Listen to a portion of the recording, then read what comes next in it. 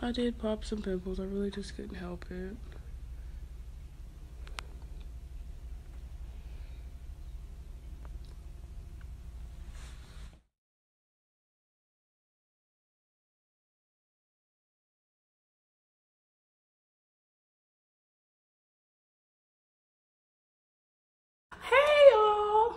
My name is Nicole. I'm making this video to tell and share the acne treatments I've been through and what I finally started doing to get a breakthrough.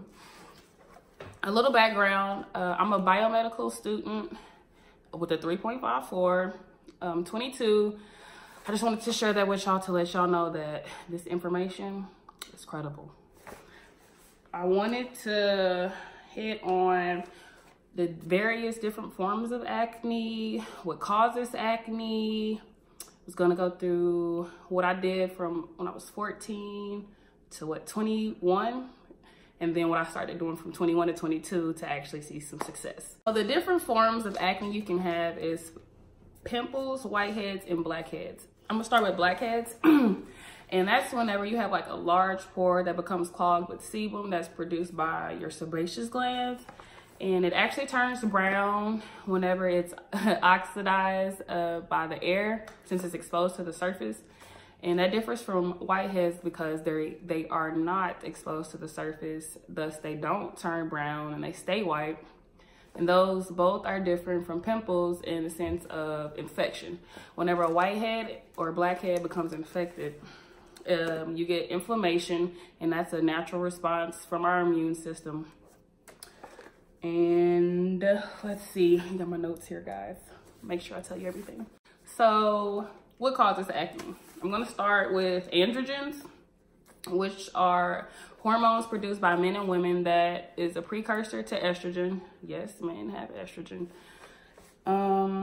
It's important for reproduction, cognitive function, emotional well-being, and like lean muscle growth. And how it causes acne is because it it causes your sebaceous gland to increase its production of sebum, and sebum, as I just said, clogs pores, causes whiteheads and blackheads. If it becomes infected, it creates a pimple. Okay, like overproduction of sebum by your sebaceous gland also is a contributor to acne because sebum blocks your sebaceous gland, which then doesn't allow oil to just freely escape your skin, thus causing whiteheads, blackheads, and pimples. Yeah, then you have like hormonal acne, which is pretty much related to the androgens, and you have progesterone. So in my case, one of the reasons why I continued to have acne was because I was on a progesterone-based birth control. And from my little research I did was progesterone, let's see here, where'd it go? Left page, y'all, hold on. Excuse me, man, which birth control were you on? Oh, shit. The progesterone-based birth control that I was on is called Nexplanon. I actually was on it for about 6 years in total. And what's so sad is, y'all, I really thought it was gonna help my acne, and it never did. And my dermatologist that I was going to at the time never even said anything, because she thought the same thing, interestingly enough. But how it caused my acne, from what I read, was low progesterone estrogen ratio can increase insulin levels, which in turn can lead to excess androgens. One way you can tell if you are overproducing androgen is because you have severe acne.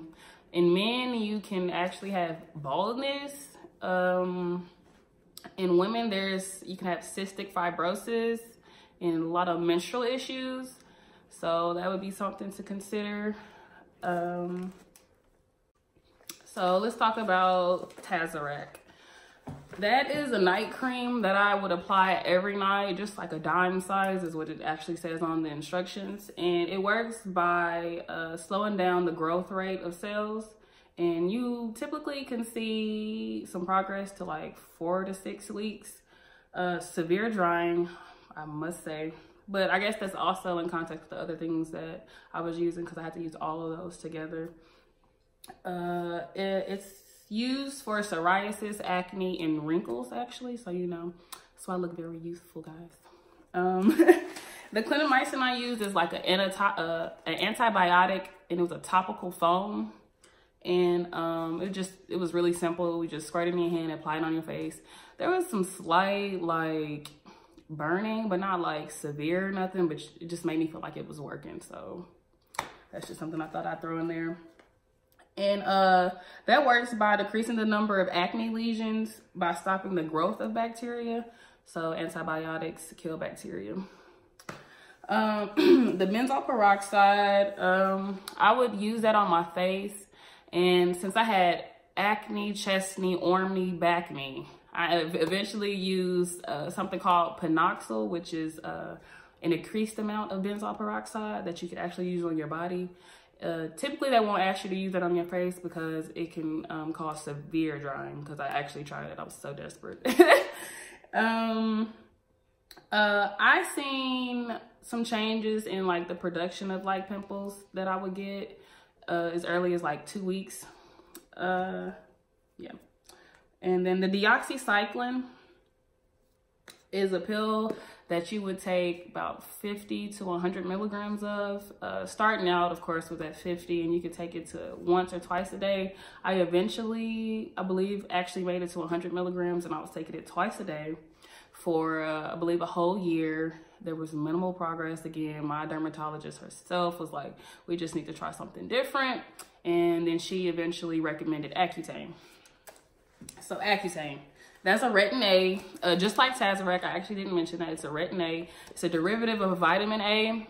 So that was a pill that I would take every day. I took it every day for 6 months. And on the pill, they said that you would experience like depression, severe dry skin. Let's see what else. What was it? Let's see. I had to avoid the sun. Actually, when I would be in the sun too long, I could actually kind of feel my skin having like a slight irritation. So I definitely tried to stay away from the sun. And the way Accutane works is it reduces the production of sebum by decreasing the size and activity of your sebaceous glands. And I would like to talk about the risk factors on that, because that is so stressed. I had to do a competency every month. I had to go online and make sure to put in the type of birth controls I was using. You have to use at least 2, and you have to like report it on this website every month. Because you can have birth defects. It can actually affect your liver, and you can have heart damage as well. Every month I would get my blood drawn to check for liver enzymes, because an increase in liver enzyme shows that you might be having some liver damage and failure about to start. You know, you don't want that. So I actually was able to be on that for 6 months.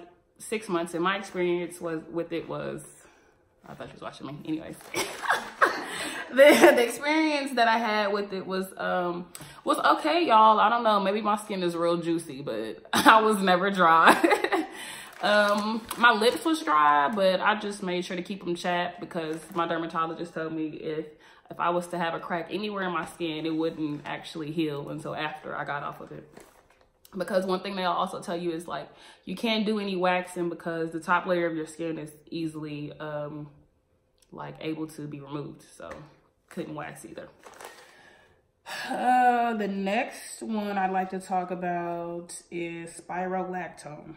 That is the last prescription that I actually was on that I've actually seen success with, because the clindamycin, the benzoyl peroxide, the tazorac, and the deoxycycline and the Accutane were all things that should have corrected like sebaceous gland overproduction. And so even after the Accutane, guys, I still had acne.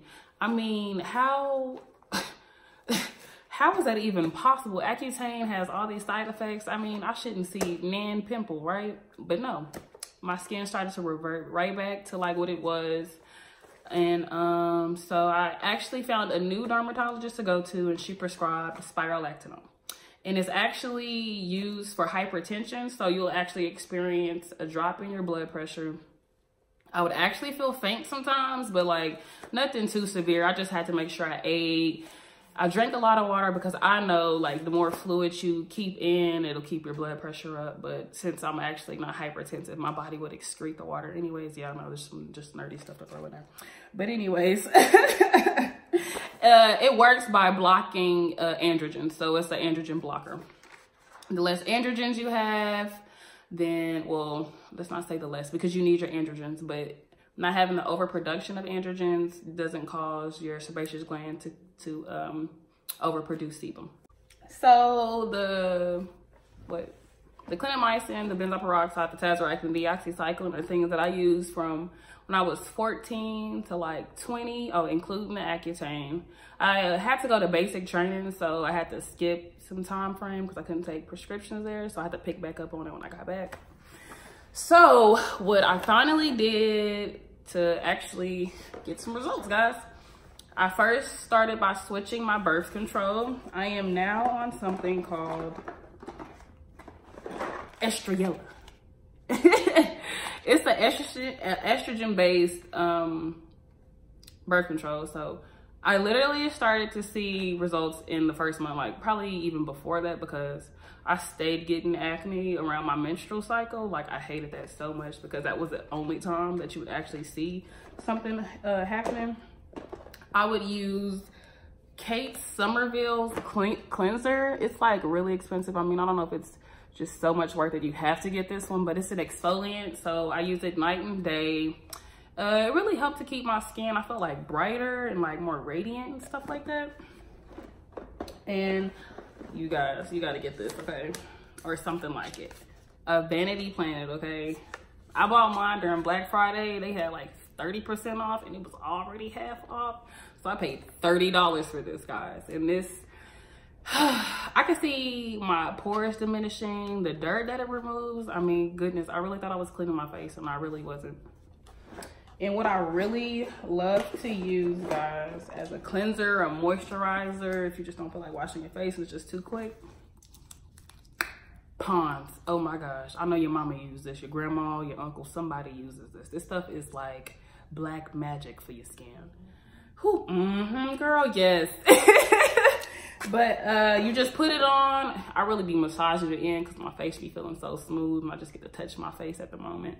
And then you just wipe it off with a wet rag or a dry rag. I use a wet rag because it be feeling too like moisturized and slippery. I don't like that feeling on my skin. And then another prescription that I was using that actually helped whenever I switched dermatologists is she prescribed Aczone, which is actually used for hormonal acne. And just a little squirt each morning works just fine. And then I was taking spirolactone. I eventually started taking, I believe, 100 milligrams and 100 milligrams each day. And that was pretty much it for my acne success. Prior to that, you know, I would do all types of home treatments like using lemon juice, turmeric, honey, mask, and all that. My mask, definitely, I can't believe I almost forgot. Y'all, another black magic. Where is it? It's over on this tape. I'll be back. All right. So after you cleanse your face, though, I almost forgot something else too. Sad. I would use witch hazel as a toner. After I wash my face and you use this, you can actually see a little bit more dirt be removed. And this really helps with pore size. But this right here, y'all, this right here, if you can't afford nothing else, get this, okay? This feels so good on. You can feel it working like immediately. And then after I had these big pores like right here in this area. And just after my first use, I could see a little difference, like no lie. And then also, this right here, I was just so desperate, guys. I spent $200 on this. This is an at-home microdermabrasion kit. I used it maybe 3 times out of the week, and it is really lovely. It's real small, handheld. It comes with different tips that you can use for different sensitivity levels of your skin. I used all of them, okay? Because I can't afford going back for more of these because it was like $50 a pack or something at the time. It's cheaper now because I bought this a while ago. But if you guys have any questions, please shoot me a message on my Instagram, you know, at Queen Rozzay. I try to respond, I need to, but I have Apple Music, so I listen to my music on Apple Music. Yeah. Thanks for watching.